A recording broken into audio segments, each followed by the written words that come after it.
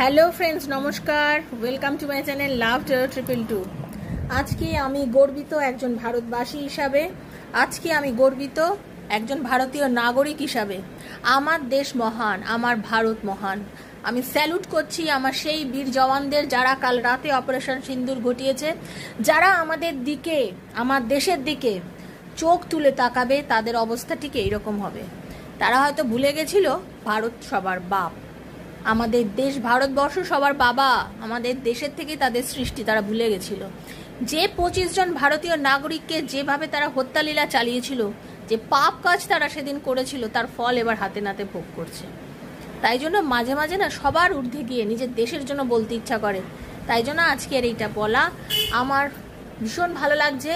আমার ভারতীয় সৈনিকেরা, আমার দেশের ভাইয়েরা, আমার দেশের দাদারা বুঝিয়ে দিয়েছে যে কোনোদিনও কেউ ভারতের দিকে চোখ তুলে তাকালে তার কি হতে পারে ফল, তারা কিন্তু ভালোভাবে বুঝে নিয়েছে। এইবারে এটাই আমার ভালো লাগছে। আমি মনে করি এই ভিডিওটা যারা যারা দেখবেন আপনারা সবাই ভারতীয় হিসেবে গর্ববোধ করছেন এবং করবেন, কারণ আমার দেশের সেই 25 জন নাগরিক যারা মারা গেছেন তাদের লস কেউ কখনো পূর্ণ করতে পারবে না। তাদের সন্তানের কাছ থেকে তাদের বাবার চলে যাওয়া, ওয়াইফের কাছ থেকে তার হাজবেন্ডের চলে যাওয়া, মায়ের কোল থেকে তার সন্তানের চলে যাওয়া, সেটা কেউ কখনো ফিরে দিতে পারবে না। কিন্তু এই স্টেপটা তাদের মনের একটা শান্তি তো দেবে। আমি গর্ব অনুভব করি আমার দেশের সরকারের জন্য, যারা এরকম স্টেপ নিয়েছেন, যারা আমাদের আর্মির ওপরে পুরো ডিসিশন ছেড়ে দিয়েছেন। সেজন্য আমার ভীষণ ভীষণ ভীষণ ভালো লেগেছে। আমি আজকে বলার কোনো ভাষা নেই। আজকে প্রচণ্ড আনন্দের একটা দিন, এবং এটাই বারবার বলার যে যারা যখনই কখনো ভারতের দিকে চোখ তুলে থাকাবে হয়তো তাদের অবস্থা এরকমই হবে, আর এরকম হওয়া উচিত। কি বন্ধুরা, আপনাদেরও কি তাই মত? অবশ্যই আজকে কিন্তু জানাবেন আমাকে কমেন্ট করে, কারণ আমরা প্রত্যেক দিন আমরা নিজেদের দেখি আমার দিনটা কেমন যাবে, আপনার দিনটা কেমন যাবে, আজকে আমার দেশের দিনটা কেমন যাবে, তাই না?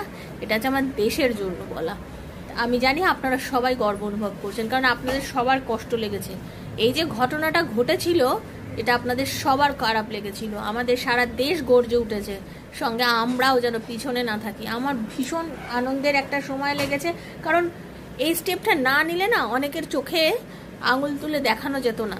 যারা আজকাল খুব বেশি কিলবিল করছে না, তাদের অবস্থাও ঠিক এরকম হবে। সেজন্য সবাই যেন সামলে যায়।